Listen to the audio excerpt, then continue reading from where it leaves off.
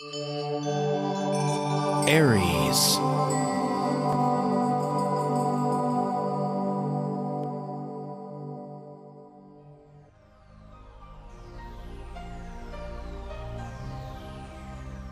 Hello everyone, it is a new month and it's good to see you here as always.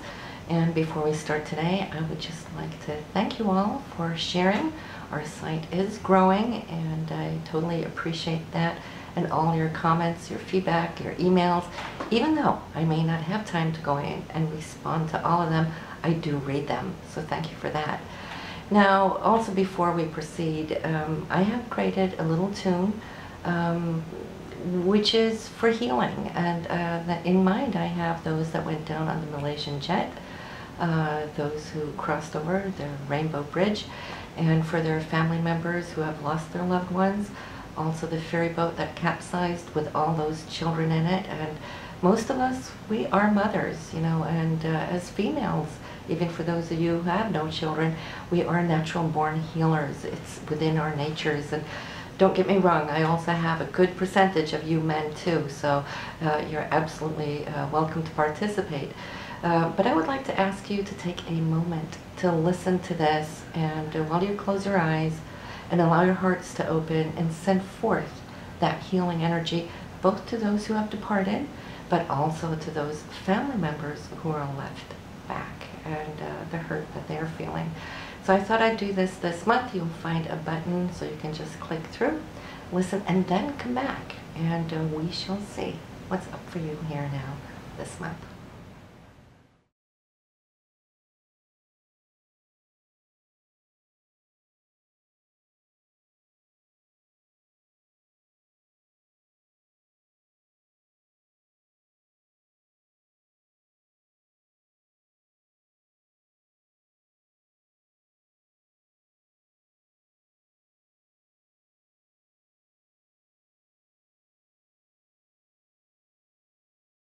Hello Aries, this is your June forecast, and we're coming through that grand square, or the grand cross, and I hope you all have felt the invigorating energy of breaking through, now coming into the new energies, and this is what this month is going to be all about.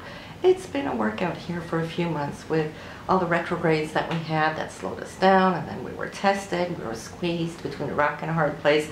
So this month here is starting off here with your sun in the third house. So you're going to be focusing a little bit more on communication this month.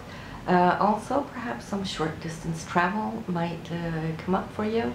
And in that sense, I see that it is also a time where you're going to be looking at your income stream. Okay, money is going to be on the forefront as well. This is Venus now transiting through your second house of income, worth, self-worth, values, all those things that are important to you. You might come to see that you might be spending a little bit more money this month, and in that case it will be money spent on something that can beautify yourself, okay, because Venus now is in the sign of Taurus, and it rules Taurus, and Taurus and Venus, it's all about beauty, you know, so you might take yourself to the salon, you know, to the spa or something. That's money well spent, okay? You need that little boost. It just helps a whole lot. And then for others, you might just see how your income stream may come to increase, and that is also because Venus here now is trining Pluto in your career house. So some of you might be lucky to see a little jump up on your income check this month, or if you're having talks about getting a raise, great time for you to voice it. You know you deserve it with all that energy that you've been expending, right? Then we have Mars. Mars now finally moving direct. It has been retrograde for a long time, ever since March 1st. So here on May 20th, well, starting to move slowly but surely, moving ahead, and you're going to see how you're going to be aligning yourself now with your energy levels that might have been flip-flopping a little bit since March. Or maybe it's your partner that's been flip-flopping and vacillating within his energies. And this is also because Mars is in your 7th house for relationships, okay? Long-term, committed type relationships, but also those that you work with one-on-one, You might have seen a little shift in them as well as you, and the interaction that you have. It might have been a little bit more fiery, but also retro, going back to situations of the past that didn't maybe come out right or was left unfinished. Retrograde is all about finishing up, tying up those loose ends. So you might have had a good chance to do that since March, but now it looks more like you're seeing eye to eye and being able to now see each other's point of view. And that's what Libra is all about. And Mars has been good to us in this sense, allowing us a near full 8 months to balance up those scales of what is important to you as it is important to me. It's like both need to come into that midpoint, and therefore it has been vacillating, depending on whose point of view has been expressed, right? But now you can, in teamwork and team effort, move ahead and carry a lot of good loads together, because it's all about teamwork, right? So then we have a couple of retrogrades taking place here now. Neptune is one. Neptune is the higher dimensional self, the higher spiritual self. Neptune is the higher octave of Venus, where Venus rules love. This rules the heightened sense, the idealistic side of love and Venus, the cosmic love. But then again, don't get fooled, because if you or your partner are not living up to that high, fine vibration there, well, then they can fall to the lows of Neptune, where things can be deceitful, or there can be lies and so forth. Addictions also can come to the forefront. For you, your Neptune is in the 12th house. So for you, the best way to utilize this Neptune, the 12th house is your inner self. It's where you go when you need to think, contemplate. That the higher element of this Neptune is best utilized by meditation, listening to relaxing music, going in there, finding your inner harmony. And the more you can harmonize your inner and outer self, the better you will function in your daily life.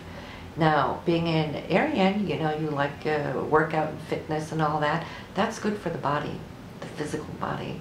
Not saying it isn't for the emotional or spiritual, but the spiritual body needs its replenishing as well as the physical body, the muscles and the food and the diets that we take. So I would, suggest for you, under this retrograde, which is going to be lasting from June 10th until November 16th. So you have a few months now to really start working up this side of your personality, bringing the energy of your chakras up. So any kind of diving into learning about chakras will empower you immensely to how you can balance your daily lives, your career, your relationships, all of those good things. So promise yourself to kind of kick back. Even if it's just a 10-minute meditation, it will come to help you. So by the time November comes around, you've programmed yourself, okay? Because it takes time to get out of the old thought forms, right? And embed something new. This is why these outer planets move very, very slowly, right? So it gives time. And I think this is something that will not just behoove you, you will find it fascinating too. It's journeying, spiritual journeying. Your dreams might become more profound as well, and you might find yourself time slipping a little bit. And what is time slipping?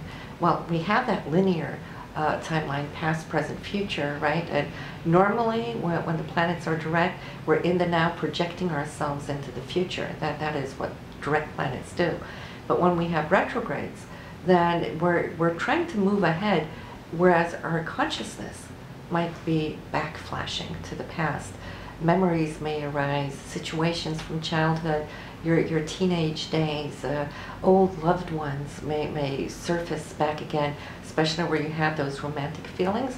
That can start moving you a little bit. And so it all belongs in this 12th house, because it's also the house of karma, the collective consciousness of your life.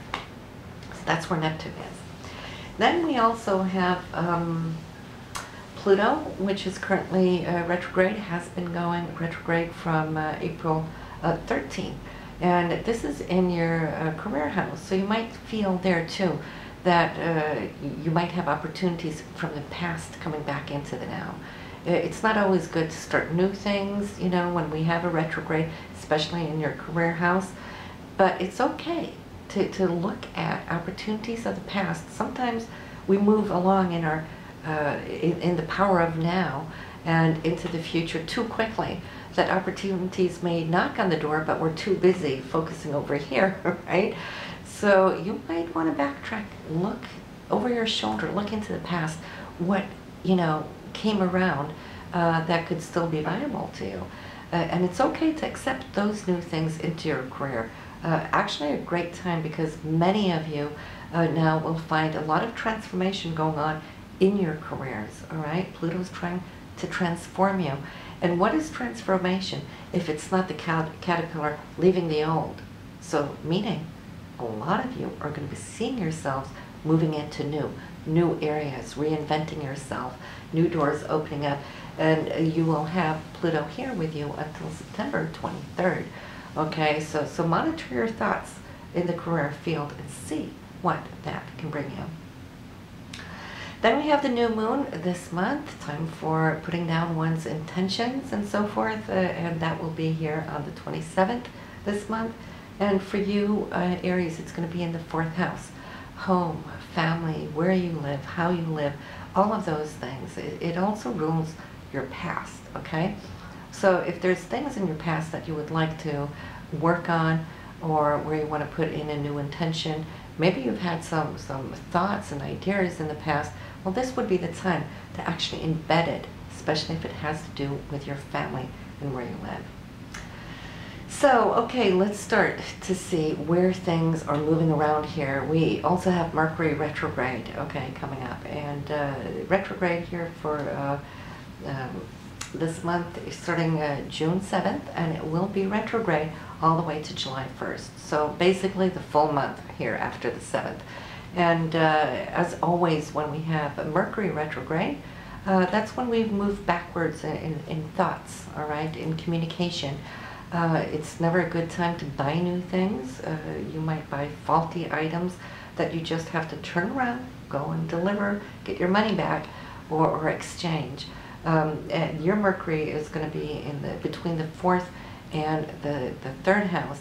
So it's starting off the month here in the 4th house, home, family, communication, and so forth. But then it's going to backtrack into your 3rd house for the rest of the time. And so 3rd house rules communication. So you might see that, you know, people from your past might pop up. They might come traveling to see you. That is, you know, 3rd house travel, or it may be you. But in this, it's going to give you a great time to fix those things that were kind of like left with loose ends, kind of just like in limbo with no closure. Great time to have closure here from the 7th to July 1st. So let's start. Top of the month, what do we have? The first transit coming in for you here in June. It is Venus and it's Neptune, so it's love, love and higher love. Neptune, the higher octave of Venus, coming in with this sextile, so it's harmonious. And for you, it's more dream state time of what is it you want, Aries? What is it you feel you deserve? What does your self-worth tell you that you deserve? Venus being in the 2nd house, Neptune in the 12th house, that's dream state. And here's the concrete state. Taurus is very concrete, so is 2nd house.